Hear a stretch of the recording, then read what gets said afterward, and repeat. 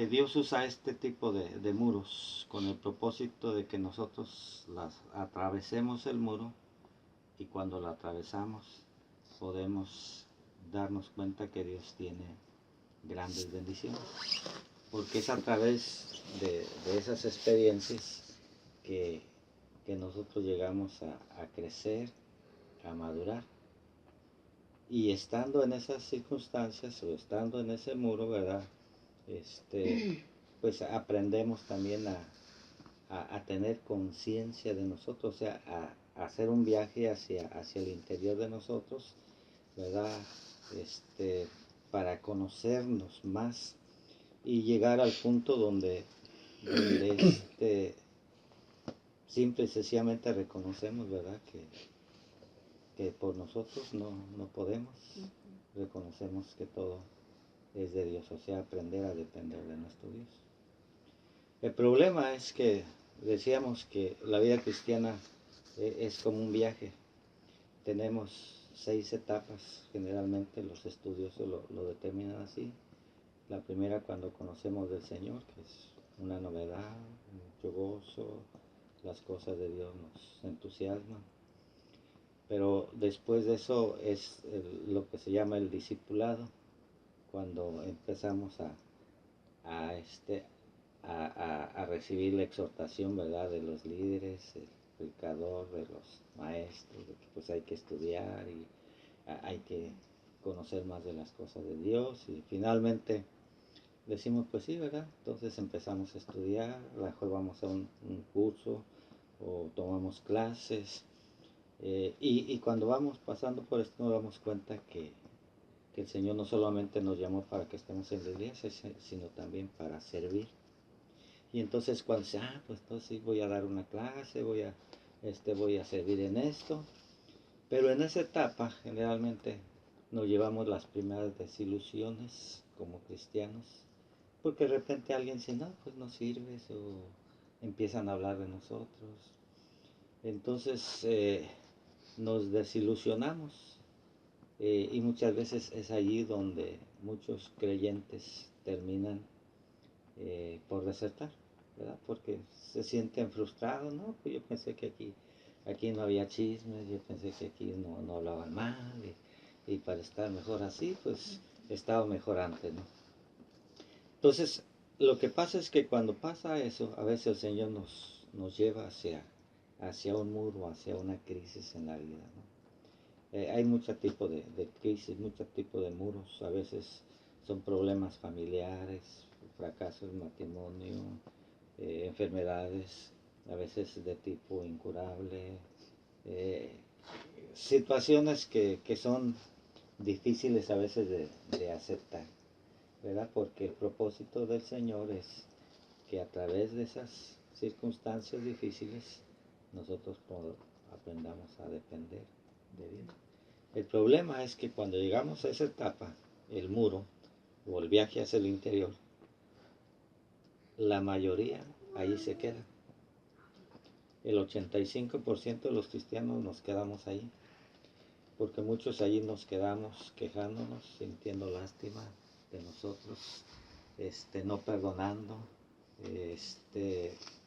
quejándonos porque pues mi matrimonio fracasó, mi esposa me dejó, me corrieron del trabajo que era excelente, etcétera. Entonces estamos ahí lamentándonos, y entonces no lo cruzamos, nos quedamos ahí.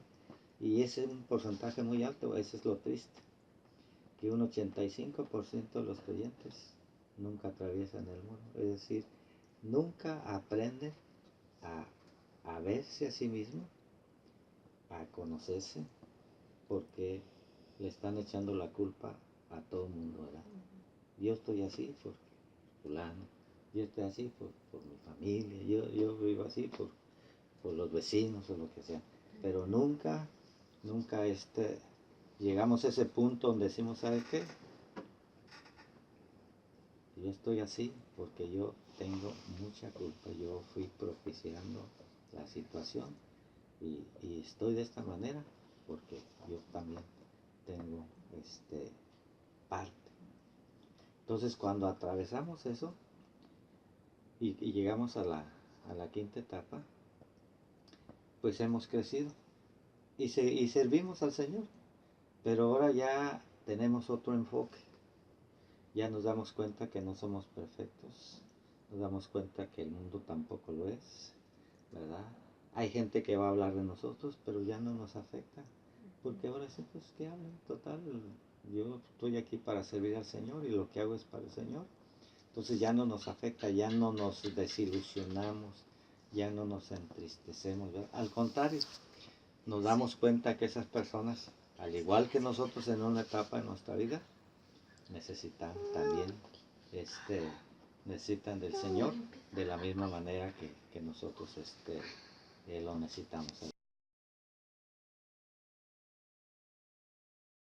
Y en el ejemplo, por ejemplo, de Abraham, cuando le pide que ofrezca a su hijo en holocausto, pues realmente yo creo que de las situaciones que le enfrentó, esta fue de las más difíciles. Aunque Dios lo fue preparando. Aprieta hasta la ciudad de Canaán. Paz. Se produce una hambruna. No que era la tierra que fluye leche y miel, no que era una tierra de bendición, y otra vez tiene que ir a Egipto. Otro muro. Sabemos ahí que casi pierde a la esposa. Con la ayuda de Dios sale de ese muro. Regresa a Canaán, ¿verdad? Y el único familiar que tiene es su sobrino Lot. Y empieza a haber conflictos entre los trabajadores de ambos. Así que Abraham tiene que tomar una decisión y decirle, ¿sabe qué, sobrino? No podemos vivir juntos. Si tú te vas a la derecha, yo me voy a la izquierda. Si tú te vas al norte, yo me voy al sur. Tú decides. Otro muro. Y empiezan, hermanos, a pasar los años de casado y no llega familia. Porque simple y sencillamente le dan la noticia que su esposa no puede concebir. Llega Isaac. Llena su vida de alegría, de gozo. Y podríamos decir, finalmente cuadran las cosas que Dios había dicho. Ahora sí hay un hijo, ahora sí podemos esperar entonces que puede venir descendencia. Todo lo que Dios ha dicho, ahora sí está completito. Y entonces el Señor le dice, quiero que me entregues a tu hijo en holocausto.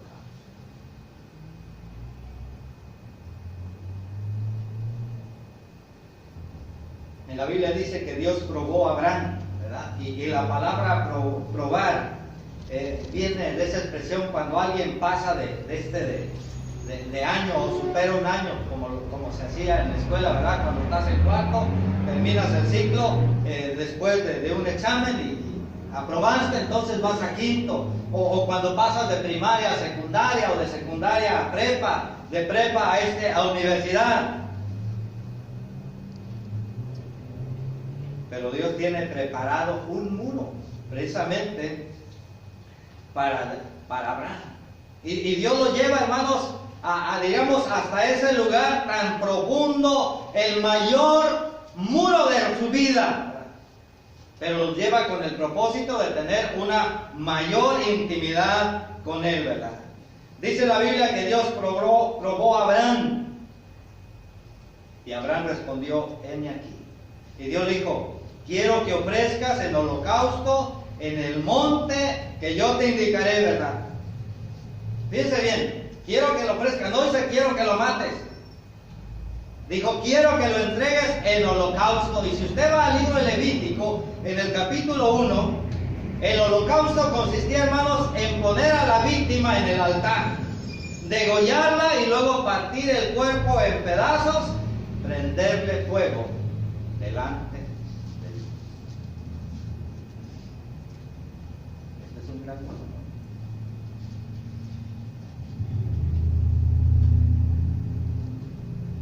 Pero ya Abraham ha venido enfrentando diferentes muros su vida, y sin duda que este muro era brutal. Pero fíjense bien lo que dice la Biblia. Dice que se levantó muy de madrugada, ¿verdad? Cortó la leña, preparó a Isaac, los animalitos que iban a llevar todo lo necesario. Creo que nomás le dijo a Sara: ahí regresamos, vamos a ir a adorar a Jehová. No creo que le haya dicho: pues voy a ir a sacrificar a Isaac, ¿verdad? No.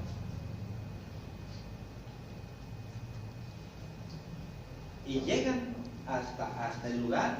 La Biblia dice que llegaron al monte que Dios le indicó, y les dijo a sus criados: por favor, quédense aquí, nosotros vamos a subir allá en la cima y vamos a adorar a Jehová. Es más, a mí me llena me quebranta cuando la Biblia dice que Isaac era el que llevaba la leña. Y mientras van caminando, dice: bueno, papá, aquí está la leña, aquí está el fuego, está el cuchillo y el cordero para el sacrificio. Dios proveerá. Dios proveerá. Y luego llega allá, prepara el altar, pone la leña y luego toma a su hijo. Qué tremendo eso. No sé si nosotros pudiésemos enfrentar una situación así. Me llena de confianza el saber que la Biblia dice que nunca Dios permite que pasemos por pruebas que nosotros no podemos enfrentar. Para esta situación, Dios había llevado a Abraham por diferentes circunstancias. Por eso, cuando Abraham está ahí, frente al altar, vemos a un hombre con una confianza absoluta. Porque esto es precisamente lo que hacen, hermanos, los muros cuando los pasamos, ¿verdad? Nos hacen crecer. Pero ¿qué pasa si no lo atravesamos, si nos rehusamos? Si allí, en vez de cruzar, levantamos nuestra tienda, levantamos nuestro hogar. ¿Sabe qué? Si nos quedamos ahí, nos hacemos cínicos, nos convertimos en la peor versión de nosotros mismos. ¿Sí? O sea, hemos encontrado, a lo mejor estamos ahí, hermanos, estamos tan amargados, estamos tan enojados, creemos que todo el mundo nos odia, que todo el mundo quiere dañarnos, porque ahí estamos sintiendo lástima de nosotros, porque no queremos atravesar, es decir, no queremos ver a nuestro interior, reconocer realmente la raíz del problema. No, le estamos echando la culpa al esposo, a la esposa, a la iglesia, a la familia, a los hermanos, ¿verdad?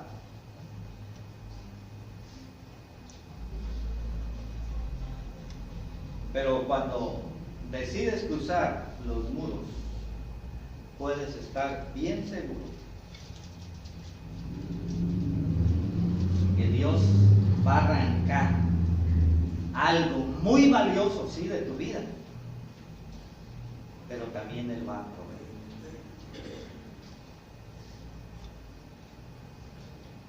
Así que cuando enfrentamos, hermanos, un muro, vamos a enfrentar una crisis en nuestra vida. Sí, cuando haya, para saber si está en un muro, hay una crisis en tu vida. Déjame decirte algunas crisis que puedes estar enfrentando.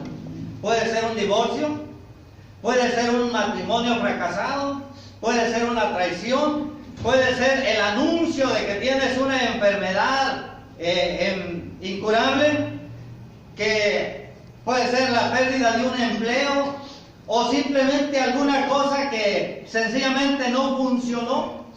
Un ser amado va a la presencia del Señor, un amigo. Tienes un diagnóstico desfavorable. Tienes un hijo que se metió en problemas y ahora se ha convertido en un dolor de cabeza. La iglesia te ha lastimado. una depresión tan grande que te paraliza. Porque creo que ese es realmente lo que enfrentó precisamente Abraham cuando el Señor le dice: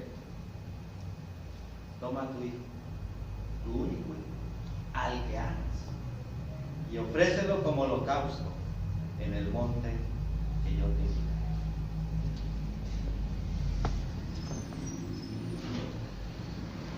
Estamos en el muro no solamente cuando estamos en una crisis en nuestra vida, también enfrentamos deseos incumplidos. ¿Cómo saber si estoy en el muro? Pues muchos deseos no se han dado. Y el día de hoy todavía lo seguimos anhelando. Tal vez un sueño que nunca se hizo realidad, se hizo pedazos. Un negocio o un trabajo que no se realizó. Un niño problemático que ahora es un adolescente desafiando y que ya no sabes qué hacer. Un accidente automovilístico. La incapacidad muchas veces en el matrimonio de poder concebir. Una carrera que terminó antes de empezar. Se llama eso deseos incumplidos.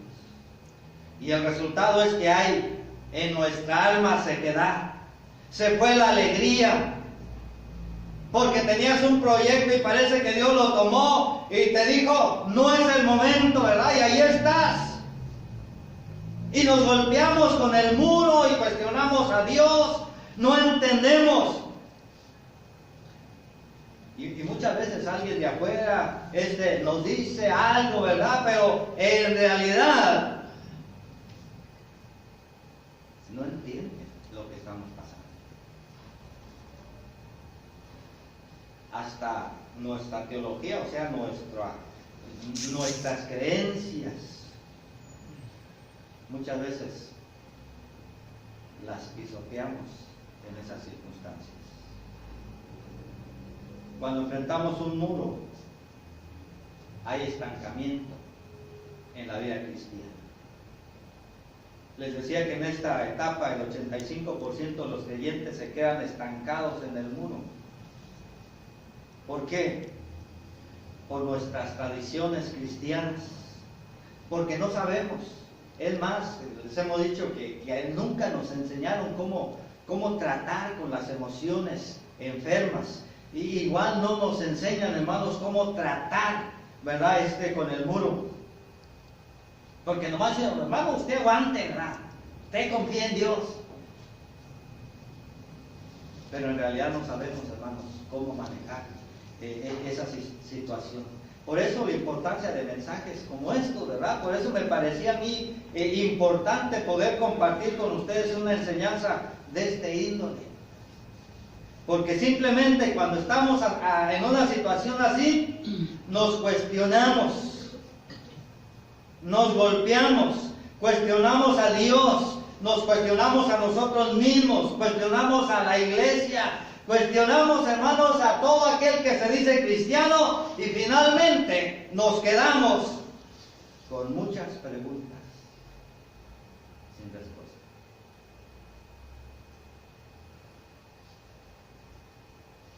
Por eso no sabemos cómo reaccionar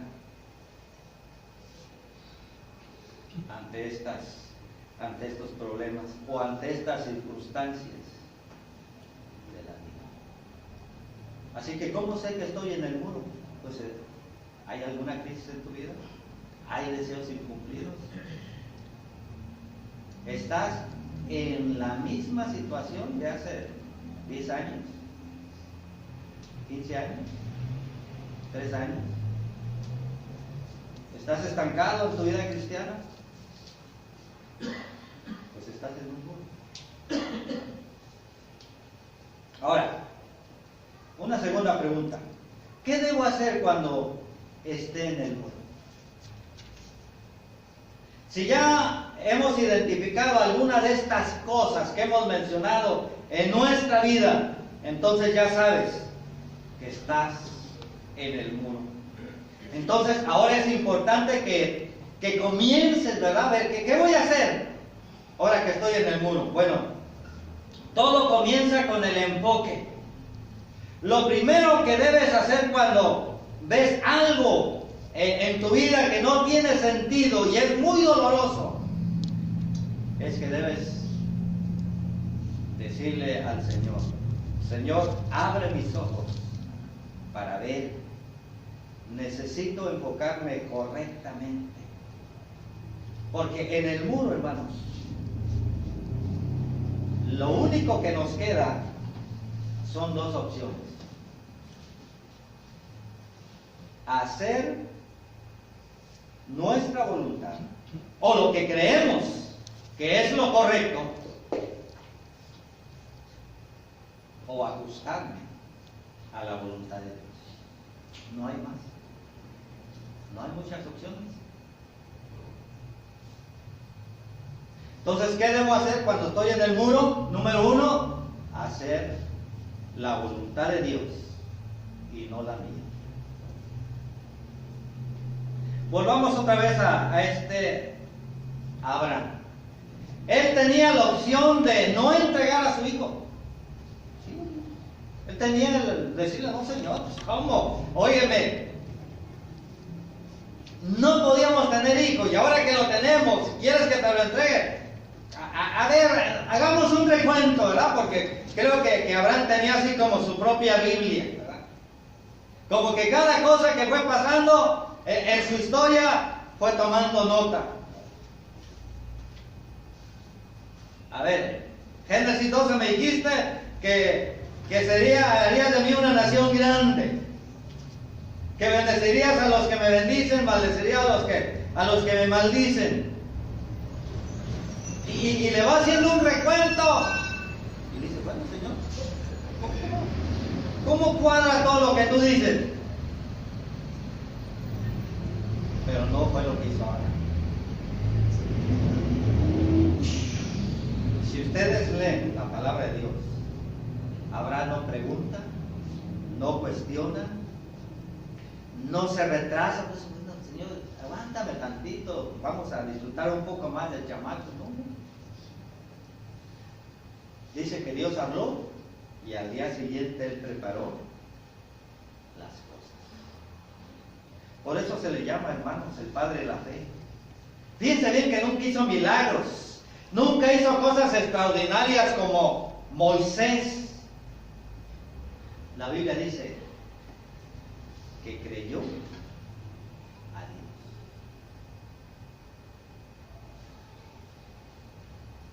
Y le creyó cuando todo estaba en contra, fuera de la lógica.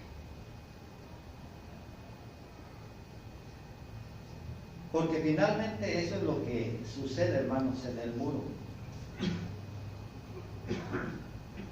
Esto era la voluntad de Dios. No era la voluntad de Abraham. Y aunque no era la voluntad de Abraham, él no se pone agresivo, no se amarga, no se desilusiona, no está resignado. Simple y sencillamente es tu voluntad y no la mía. Génesis 22, 2 y 3 dice así: Abraham se levantó de madrugada y ensilló su asno. También cortó la leña para el holocausto y, junto con 2 de sus criados y su hijo Isaac, se encaminó al lugar que Dios le había indicado. En pocas palabras, dijo: voy a hacer la voluntad de Dios. Porque en los muros, decíamos, solamente hay 2 opciones: hacer tu voluntad, que crees que es lo mejor, o seguir la voluntad de Dios. En otras palabras, Dios dice: yo quiero llenarte de mí, pero para eso tengo que vaciar. Te voy a quitar cosas. Así que en el muro no solamente vamos a hacer la voluntad de Dios, sino vamos a soltar todo aquello a lo que nos hemos atado. Y no estoy hablando de cosas necesariamente malas, hermanos. Son cosas buenas, porque todos tenemos, ¿verdad?, cosas buenas y también hay cosas malas. En el caso de Abraham, no era malo que amara a su hijo. No, diríamos, era el hijo de la promesa, ¿verdad? Era el bendito regalo de Dios. Pero Dios le dijo, ¿sabes qué? Sospecho que estás amando más el regalo que a mí. Y no podemos, hermanos, culpar a Abraham, porque eso es exactamente lo que pasa contigo y conmigo. Le decimos, Señor, necesito un trabajo, ya más hasta lo exponemos a la iglesia, ¿verdad? Señor, dale un trabajo al hermano. Quizás viene el trabajo, viene la bendición. Y entonces amamos más al trabajo que a Dios. Y entonces Dios tiene que poner un muro. ¡Pum! Adiós trabajo, dinero, influencia, y te quedas sin nada. ¿Y sabes por qué? Porque dice, quiero que aprendas a depender de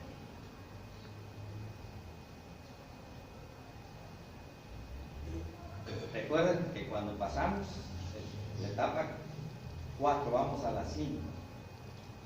Y en la 5 servimos igual que en el 3. Pero hay una gran diferencia. En el 5 nos afecta que hablen de nosotros. Nos desilusionamos. En la 5 va a pasar igual. Va a haber gente que no va a entender lo que tú hagas para el Señor. Lo está haciendo por conveniencia.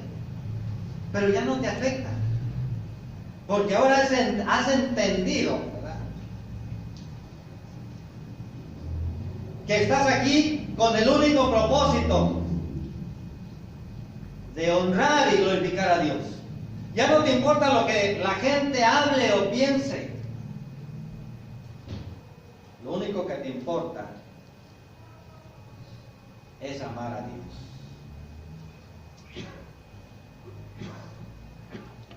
Así que Dios nos va a quitar cosas buenas para proveer cosas mejores. Cosas que amamos, que nos atan, trabajos que tenemos, que nos impiden recibir lo que Dios tiene. Nuestra inteligencia, nuestros dones, nuestros talentos.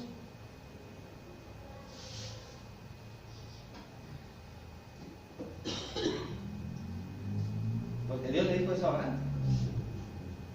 Toma a tu hijo, el único que tienes, al que tanto amas, y ve a la región de Moría. Y una vez allí, ofrécelo como un holocausto en el monte que yo te indicaré. Así que la meta de Dios es hacer su voluntad, para que estemos estrechamente en contacto con Él. Es decir, compaginar, hermanos, la voluntad de Él con la voluntad nuestra, o la voluntad nuestra con la de Él. Para de esta manera bendecirnos amplia y generosamente, y que nosotros entendamos que no es de nosotros, sino es de Dios. Hay algunos que nos quedamos, hermanos, atrapados en las cosas. Por eso Dios quiere romper esas cosas. Como decía, necesita vaciarnos para que seamos llenados precisamente de Él. Dios nos ama tanto, hermanos, lo suficiente para hacernos que crucemos el muro. Y aun cuando nosotros muchas veces vamos corriendo en sentido contrario Dios nos ama, que vea hasta donde estamos en ese mundo, para hacernos ver y sentir lo importante que somos para Él. Y entonces despojarnos de todo lo necesario para poder bendecir. Déjenme decirle algunas cosas que Dios puede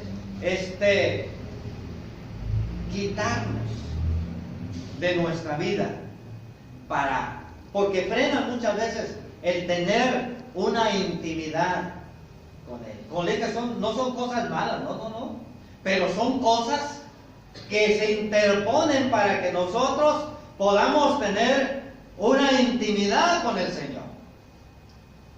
Puede ser tu carrera profesional, si eres profesionista.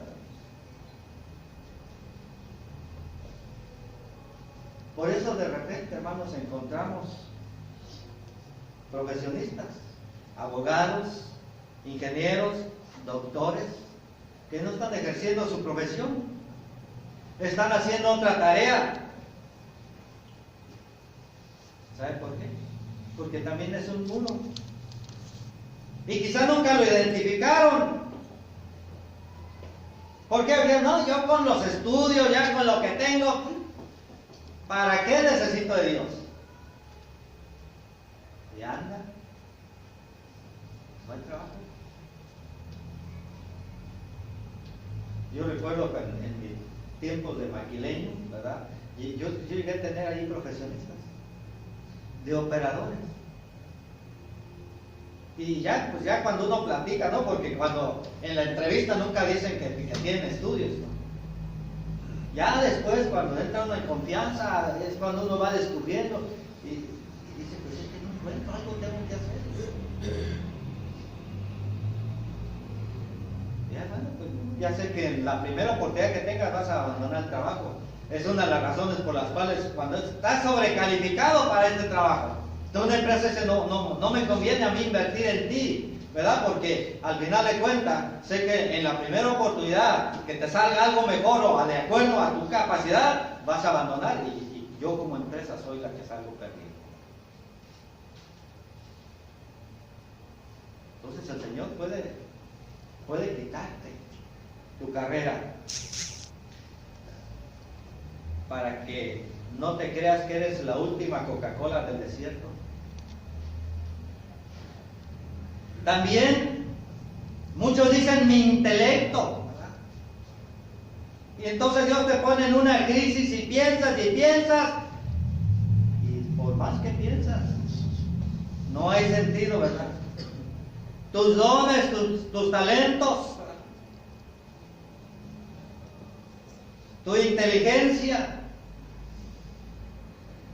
¿Por qué? Porque Dios te ama tanto que va al mismo muro y te despoja de aquellas cosas que te impiden tener una intimidad con Él. Pueden ser también adicciones, porque también hay cosas malas, ¿no?, que el Señor quita. Pueden ser adicciones, Dios te libera de ellas para que vayas adelante a servirla. Así como Dios usa tus dones, tus talentos, también hacemos. No hay nadie más, ¿verdad? Y nos llenamos de orgullo y paz. De repente, un accidente y eras muy bueno para la cuchara, y ahora ya no tienes más. Ahora vas a depender de Él.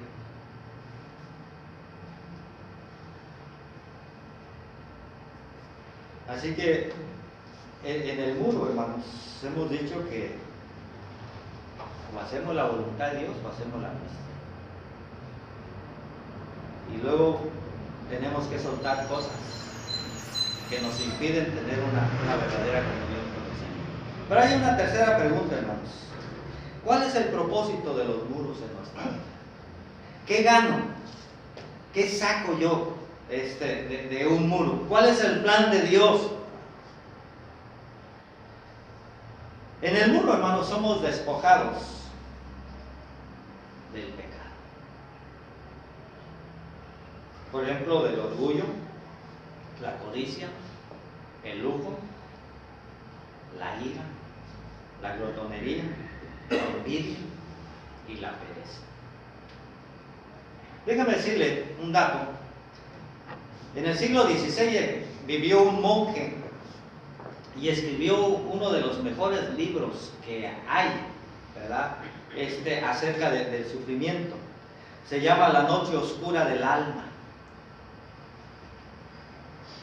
Lo escribió un monje que se llamó Juan de la Cruz.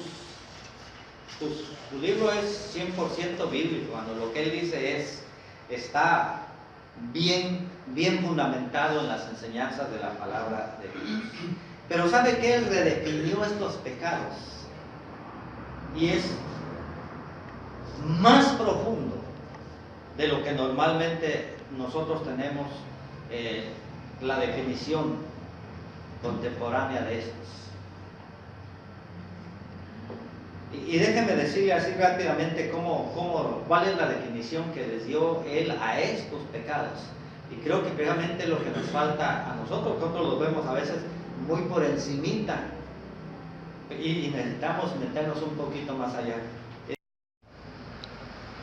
Y él dice, si juzgas a alguien, tú tienes el problema de orgullo, porque tienes esa actitud de ser Dios, como si de veras tú pudieras ser Dios, como si tuvieras el entendimiento pleno, sabiendo que eres una persona que simple y sencillamente estás en el proceso de transformación. Así que básicamente, cuando juzgamos a alguien,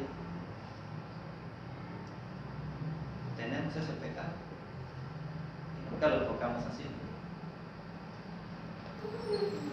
Codicia es el estar descontento por el lugar donde estás. No me gusta mi familia, no me gusta mi matrimonio, no me gusta mi escuela, no me gusta mi colonia, no me gusta mi casa, no me gusta mi país. Si esto hay en ti, entonces esto es un problema muy serio, un pecado de codicia, y hay que desarraigarlo del corazón. El no estar contento con nada en la vida hace que muchas veces Dios te lleve, ahora sí te des contra la pared, ¿verdad? Para que te tumbes los dientes y entonces Dios empiece a trabajar, porque Dios quiere sacar eso de tu vida. ¿Sí? De repente, simple y sencillamente, hay gente que ya atravesó el muro y está siendo bendecida, y entonces uno la ve y le da coraje. Es más, si usted ve a alguien que está siendo bendecido, que está teniendo éxito, y usted le da coraje, oiga, usted tiene este problema de codicia. Si su matrimonio, usted ve un matrimonio que es muy feliz, y usted dice, ay, mi matrimonio tiene este problema de codicia. Lujo. Básicamente es usar a Dios para darte placer. Sí, porque antes, por ejemplo, acudías a muchas cosas, ¿verdad? Para darte ese placer. Pero ahora como cristiano, dices, no, pues Dios, tú tienes que suplirme. Esta es la base de lo que es la teología de la prosperidad, que Dios quiere a todos ricos, que Dios quiere a todos bien, que no los quiere con problemas y bla, bla, bla, todo lo que dice, ¿verdad? Pero en el fondo, el problema es que no estás contento con lo que tienes. Y simple y sencilla tienes un problema de lujo. Entonces, Dios tiene que purgar, tiene que sacar, ¿verdad? Para que tú enfoques bien las cosas y tengas los sentimientos alineados con Dios, ¿verdad? Porque si no es así, te puede llevar a otro más. Cuando tú no te alineas con Dios, ¿verdad? Cuando tus sentimientos no están enfocados en Dios, sino en otras cosas de satisfacción propia, caemos en otro pecado, pecado de idolatría. Ira, básicamente tiene que ver con la impaciencia que muestras cuando estás esperando algo de Dios. Es decir, cuando usted ora y como dice el Señor, amén, pero desde ayer te lo pedí.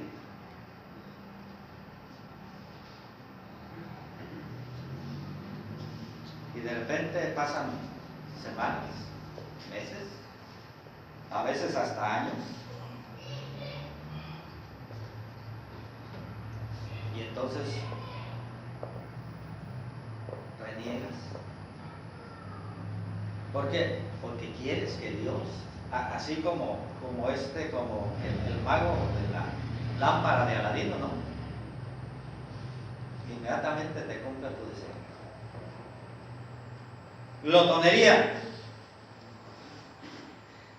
Es que amas la vida cristiana siempre y cuando no se involucre la cruz.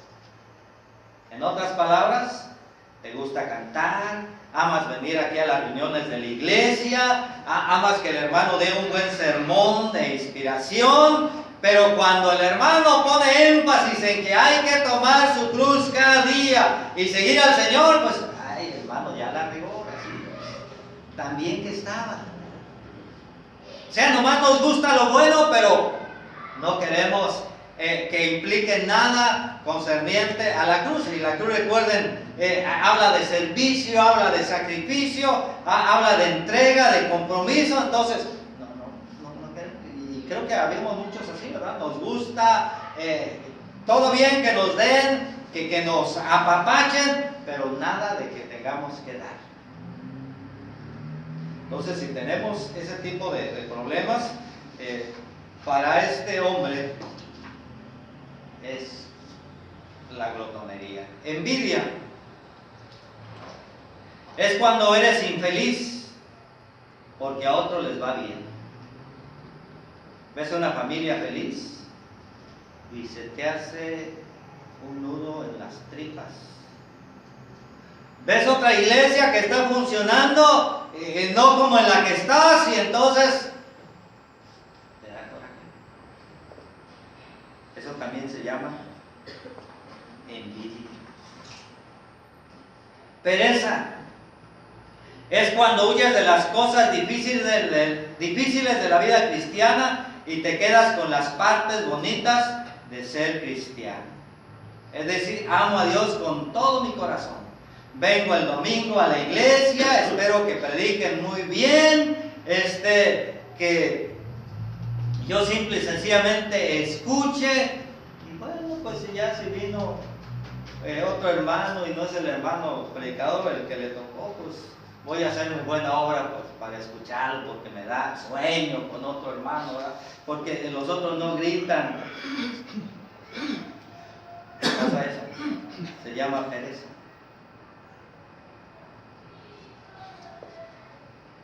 Ahora, les mencioné esto, porque nosotros tenemos conceptos muy superficiales de pecados. Pero si nos damos cuenta,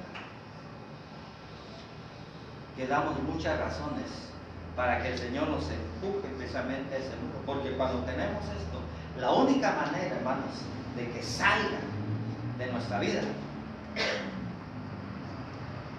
es darnos de topes contra ese mundo. Y el Señor lo va a poner. Porque el Señor quiere precisamente transformarnos, que crezcamos, que maduremos. En el muro, hermanos, descubro lo que tengo que hacer en mi vida. Fíjense viendo cómo nos va llevando el Señor, ¿verdad? Primero en el muro vamos a descubrir que hay pecados que hay que quitar y el Señor nos va a quitar, nos va a enfrentar una crisis, una circunstancia terrible, nos va a poner de cabezas prácticamente, ¿verdad? Para sacarlos. Pero cuando estoy allí en el muro, voy a descubrir algunas verdades importantes, por lo menos 3 cosas voy a descubrir, hermanos, ahí en el muro que tengo que hacer en mi vida. Número 1, hacer conciencia. Yo no sé si ustedes han leído la historia del hijo pródigo que está allá en Lucas capítulo 15, pero más o menos déjenme resumirla. La Biblia dice, ¿verdad?, que aquel hijo pidió lo que le correspondía, su padre se lo dio, se fue, lo malgastó hasta que quedó en bancarrota, en la ruina, empezó a buscar trabajo en aquellos lugares y al fin encontró, ¿verdad?, allá cuidando cerdos, marranos, coches o lo que sea, ¿verdad? Y en esa situación tan deprimente, desde el concepto judío era lo más bajo que pudo haber caído, dice que quería hasta comer la comida de los coches, de los cerdos, pero no había nadie que se lo diera. Y dice que estando en esa situación empezó a reflexionar y dijo, ¿cuántos trabajadores hay allá en la casa de mi padre? Y tienen abundancia de pan, muchos vikingos, y yo aquí muriéndome de hambre. Pero hay una expresión,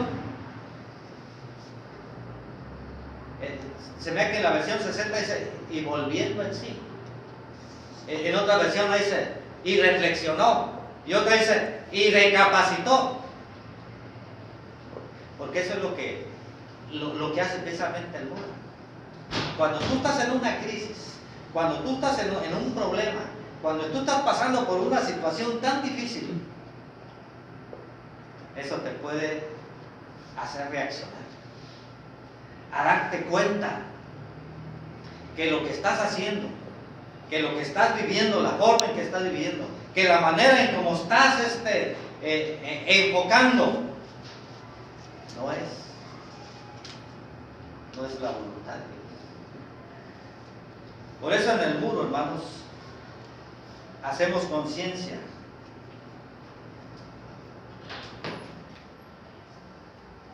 Y para eso necesitamos aprender a pasar tiempos en silencio con Dios.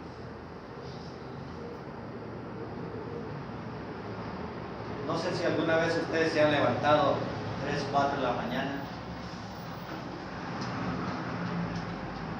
no hacen absolutamente nada. Es cuando hay menos ruido, 3 de la mañana. Muchos de los aparatos que normalmente están prendidos en el día están apagados. Hay una calma, hay una tranquilidad. Tú no dices absolutamente nada. Simple y sencillamente guardas silencio y permites percibir la voz de Dios hablando en tu vida. Déjeme decirle que muchos de nosotros nos falta todo eso. Vivimos en un mundo tan ajetreado, tan lleno de ruido. Es más, hay personas que no pueden dormir sin ruido. ¿Se da cuenta que hay personas que dejan la televisión prendida, su celular prendido, un aparato prendido, ¿verdad?, para estar escuchando? Porque si hay un silencio, no pueden hacer. La única manera, hermanos, de tener una autoconciencia es pasar tiempo en silencio con Dios. Donde no digas nada, no escuches nada, solamente percibas la voz de Dios en tu vida. Y eso te va a hacer consciente de tus propias limitaciones. Deberíamos de pasar esto. Es más, si tuviéramos la oportunidad de ir lejos de la ciudad, y no es que estoy diciendo que vayan como monjes, no, pero hay momentos donde necesitamos, hermanos, apartarnos del bullicio, de la civilización y poder contemplar la grandeza de Dios, de su creación, y dejar que Él hable a nuestro corazón. Y nos vamos a dar cuenta de cuántas limitaciones tenemos y cuánto necesitamos precisamente de Dios. Y eso lo descubro, hermanos, cuando estoy en el muro. Porque en el muro, hermanos, voy a mirar mis heridas, mis quebrantos, mis necesidades de ser sanado. Sí, solamente ahí me voy a dar cuenta. ¿Sabe usted? De repente nosotros nos damos cuenta de la situación de una persona, cómo está viviendo, cómo está actuando, y usted va y le dice, oye, no está bien, y no entiende razones, así como Juan Charrosqueado. Pero cuando se toma un tiempo a solas, y es lo que se llama viajar al interior, meterse allá, y entonces se da cuenta qué chiquito es ante la grandeza de Dios y cuánto necesita uno de Dios. Así que en el muro te das cuenta que hay cosas, no tu papá, no tu abuelita, no, cosas que tú necesitas arreglar. Eso se llama autoconciencia. Y desde luego, no estudiamos para eso. Muy difícil. Porque escuchamos más la radio, la televisión, las noticias. Y es más, toda la sarta de tonterías que escuchamos son las que marcan nuestra manera de pensar, en vez de dejar que sea Dios el que marque nuestra vida. ¿Sí? Porque de repente queremos arreglar los problemas familiares, problemas matrimoniales, problemas laborales, a la luz de lo que piensa un fulano o una mengana que ni siquiera tiene temor de Dios, que a la postre está totalmente fuera de la voluntad de Dios, viviendo una vida de pecado. Pero como usa los medios de comunicación e influye, y al rato nosotros estamos pensando como ese señor que dice caso cerrado. ¿Verdad? Cuando deberíamos de dejar que Dios nos hablara, y lo que Él nos va a decir es lo que realmente necesitamos hacer, porque Él conoce lo que necesitamos. Así que en el muro, hermanos, nos damos cuenta, no lo que otra persona necesita arreglar, lo que yo necesito arreglar. Que por cierto, hay muchas cosas que tenemos que arreglar. Eso es lo que hacen, hermanos, el muro nos da autoconciencia de nosotros mismos. En el muro empezamos a llamar por nombre a los problemas. O se lo pongo más personal, en el muro empiezo a llamar por su nombre a mis problemas. Dejo de ser víctima de todo el mundo y empiezo a ver que yo también he cooperado para esta miseria emocional en la que estoy viviendo. O sea, dejo de estar echándole la culpa a los demás. Me doy cuenta que el que tiene más culpa soy yo. Que ese es precisamente lo que hizo el hijo pródigo, porque él reconoció, dice, no, pues yo la regué. Si usted se acuerda, voy a regresarme y le voy a decir, yo he pecado contra ti y he pecado contra el cielo.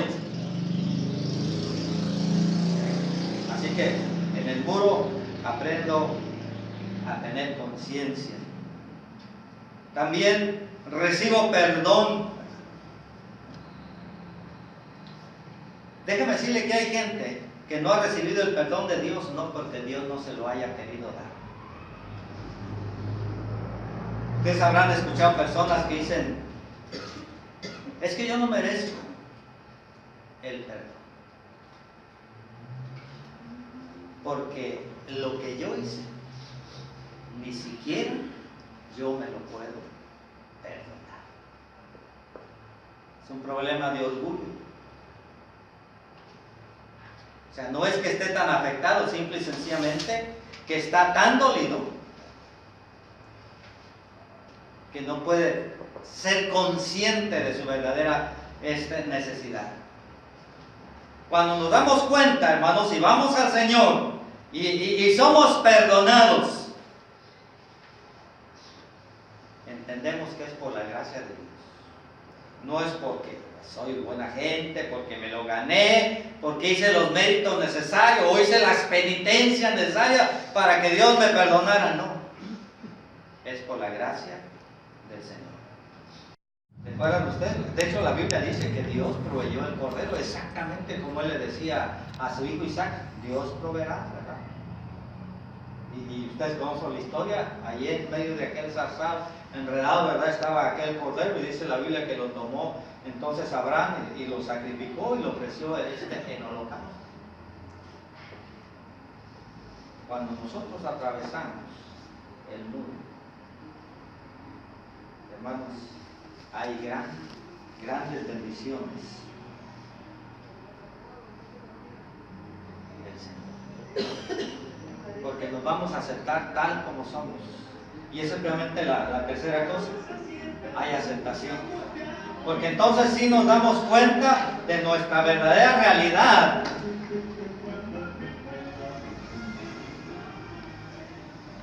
Y dependemos totalmente de Dios. Cuando estamos del otro lado del muro, entendemos la gracia de Dios.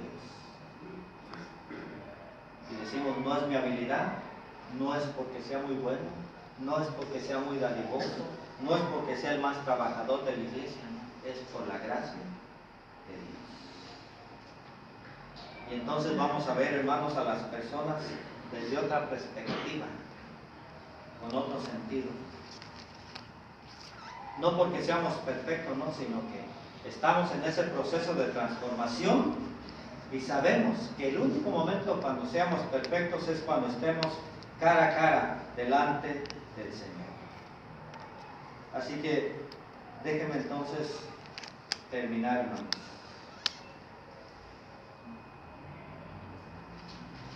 En el muro nos damos cuenta que tenemos profundos deseos que antes no teníamos. Y cuando atravesamos el muro, al otro lado, Dios tiene promesas tremendas para nosotros. Así que ahora lo único que hacemos es ponernos precisamente bajo ese río inagotable del amor de Dios.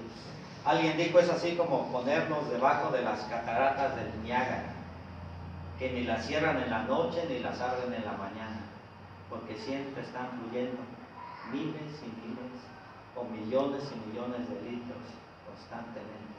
Y así es el amor de Dios. Cuando nosotros cruzamos el muro, siempre sencillamente nos ponemos bajo esa fuente inagotable del amor de Dios, que sigue fluyendo, transformando nuestra vida día a día. Así que déjenme solamente hacer un recuento. Al principio les puse ahí las etapas de este viaje. Quiero que las vean una vez más y solamente quiero hacerle una pregunta antes de llegar. ¿En cuál de esas etapas está?